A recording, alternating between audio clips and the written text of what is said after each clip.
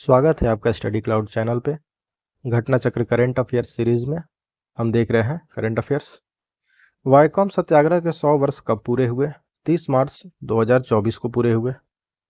Viacom सत्याग्रह का संबंध किस राज्य से है? केरल राज्य से है।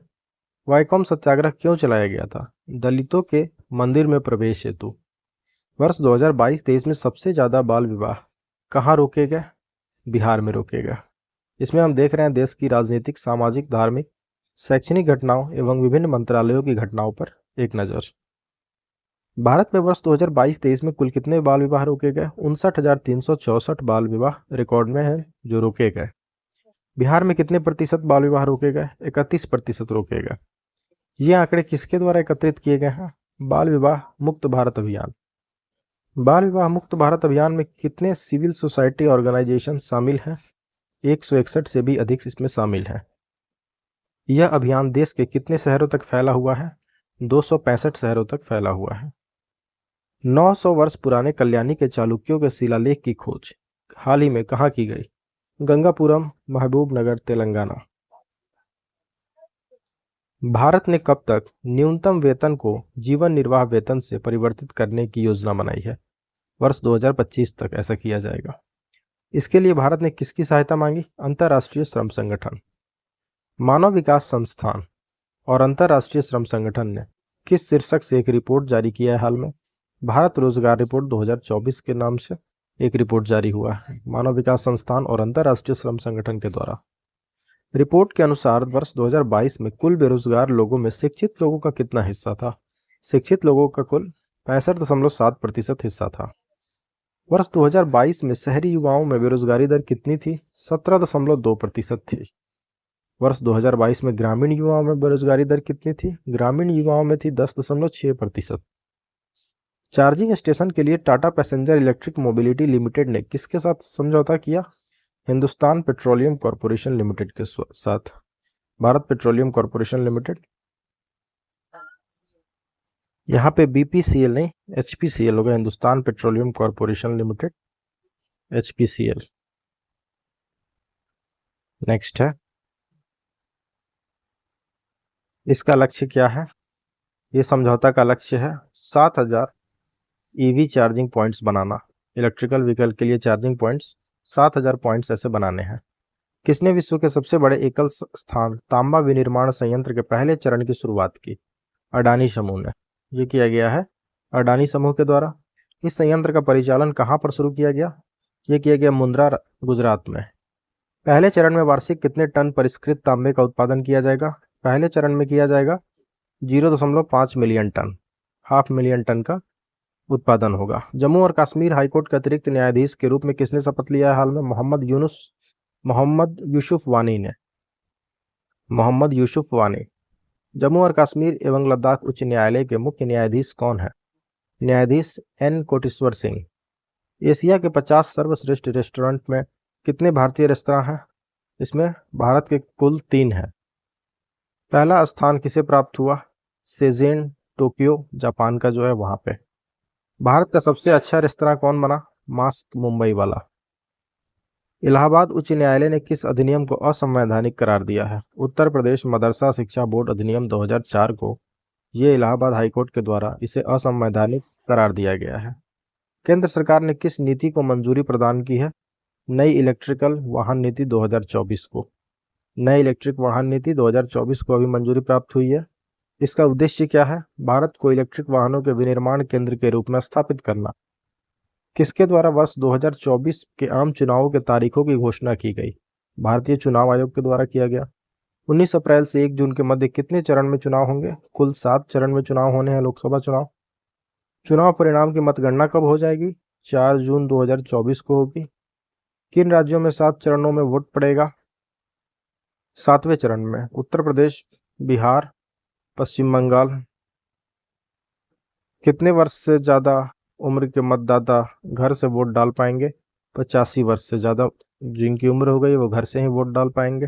ऐसी सुविधा दी जाएगी। लोकसभा चुनाव के साथ कितने राज्यों में विधानसभा चुनाव की तारीखों का ऐलान किया गया? 4 में। 4 राज्य हैं आंध्र प्रदेश, उड़ीसा, अरुणाचल प्रदेश और Sikkim. Know your candidate app किसने लॉन्च किया? भारतीय चुनाव आयोग के द्वारा किया गया है। चुनावी बॉन्ड संबंधी जानकारियां किसने प्रकाशित की? भारतीय चुनाव आयोग ने। भारतीय चुनाव आयोग को ये जानकारियां किसके द्वारा दी गई? भारतीय स्टेट बैंक के द्वारा साझा किया गया ऐसा जानकारी। चुनावी बॉन्ड के 3 सबसे बड़े खरीदार कौन है? Future gaming and hotel services private limited, mega engineering and infrastructure limited, quick supply chain private limited. ये 3 बड़े खरीदार हैं। फ्यूचर गेमिंग में कितने मूल्य के चुनावी बॉन्ड खरीदे हैं? फ्यूचर गेमिंग ने 1368 करोड़ रुपए के चुनावी बॉन्ड केवल इनके द्वारा खरीदे गए हैं। इस लॉटरी कंपनी का मुख्यालय कहाँ है? कोयम्बटूर में। फ्यूचर गेमिंग कंपनी के संस्थापक सेंटियागो मार्टिन। देश का पहला मैंगो म्यूजियम पार्क कहाँ स्थापित करने की घोषणा की गई? लखनऊ उत्तर प्रदेश में।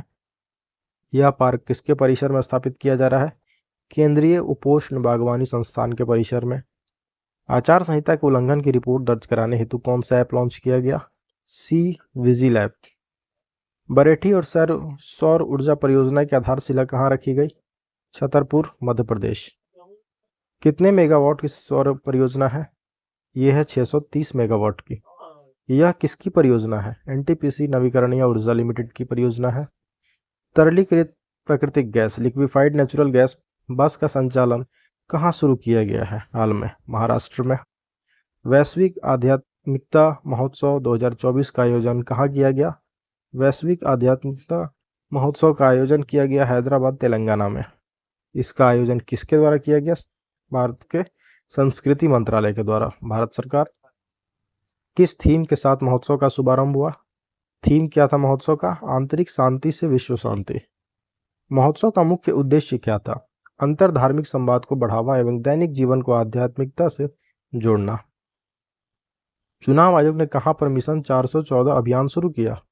यह हिमाचल प्रदेश में किया गया। मिशन 414 का मुख्य उद्देश्य क्या है? इसका मुख्य उद्देश्य है मतदान को बढ़ावा देना। किस राज्य ने जम्मू और कश्मीर में भूमि खरीदने की घोषणा की है? महाराष्ट्र ने। महाराष्ट्र कितने एकड़ जमीन खरीद रहा है? 2.5 एकड़, लगभग 2.5 एकड़ जमीन महाराष्ट्र सरकार के द्वारा खरीदी जा रही है जम्मू कश्मीर में। जमीन खरीदने का मुख्य उद्देश्य क्या है? पर्यटकों को सुविधाएं प्रदान करना।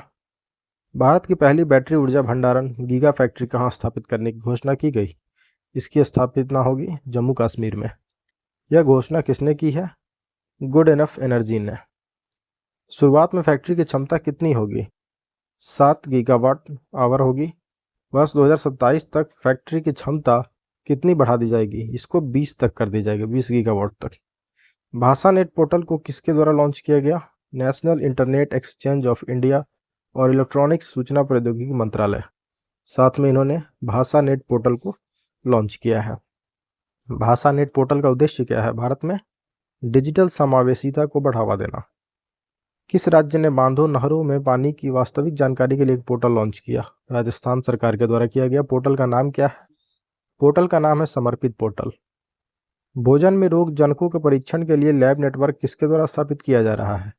ये किया जा रहा है FSSAI के द्वारा, भारतीय खाद्य सुरक्षा और मानक प्राधिकरण।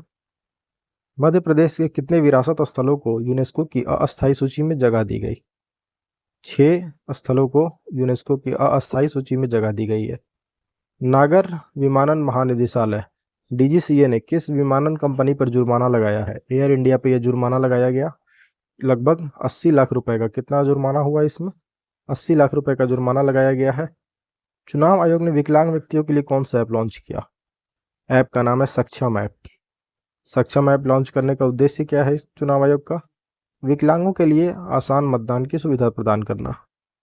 ऑनलाइन लर्निंग प्लेटफॉर्म शिक्षा सुधार किस राज्य ने लॉन्च किया? गुजरात ने। शिक्षा सुधार ऐप का उद्देश्य शिक्षा को आधुनिकीकरण बनाना। किसने मध्य प्रदेश के नए लोकायुक्त के रूप में शपथ ग्रहण किया? सत्येंद्र कुमार सिंह ने किया। किसने शपथ दिलवाई इन्हें? मंगू भाई पटेल राज्यपाल ने। किसने भारत की सबसे बड़ी सौर बैटरी संयंत्र की स्थापना की? टाटा पावर के द्वारा किया गया है। कहाँ पे? राजनांदगांव छत्तीसगढ़ में। यह परियोजना स्थापित की गई राजनांदगांव छत्तीसगढ़ में।